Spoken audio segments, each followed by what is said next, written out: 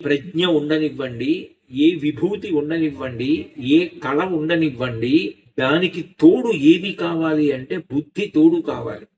బుద్ధి తోడైన నాడు ఏం చేస్తాడంటే ఎప్పుడూ సింహావలోకనం చేసుకుంటాడు.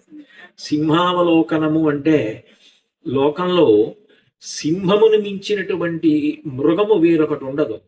మృగరాజు అని కీర్తింపబడుతుంది. ఆ మృగరాజైనటువంటి సింహం గుహలోంచి బయటికి వచ్చి వెడుతోందనుకోండి, మిగిలిన జంతువులన్నీ కూడా దిక్కులు పట్టి పారిపోతాయి.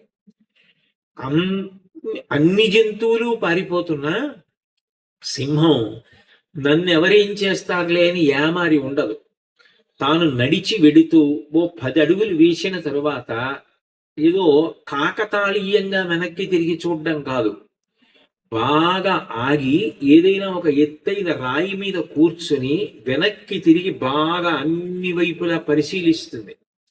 ఏదైనా ఉపద్రవం ఉందా అని పరిశీలించుకుంటుంది తప్ప నేనింత వాణ్ణి కదా, నన్ను ఎవరేం చేస్తారని నిస్సంకోచంగా నడిచి వెళ్ళదు.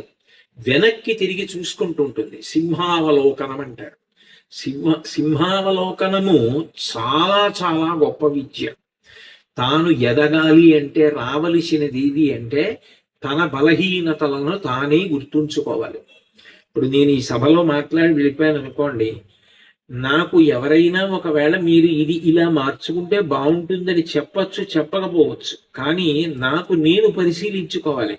ఇట్లా చెప్పచ్చా, ఒక్కరోజు హనుమ గురించి చెప్తే ఇంకా ప్రధానమైన విషయాలు ఏమైనా నేను ప్రస్తావన చెయ్యొచ్చా అన్నది నేను పరిశీలించుకోవాలి. హనుమ యొక్క బుద్ధిలో గొప్పతనం ఏమిటంటే నిరంతర పరిశీలనం చేసుకుంటారు.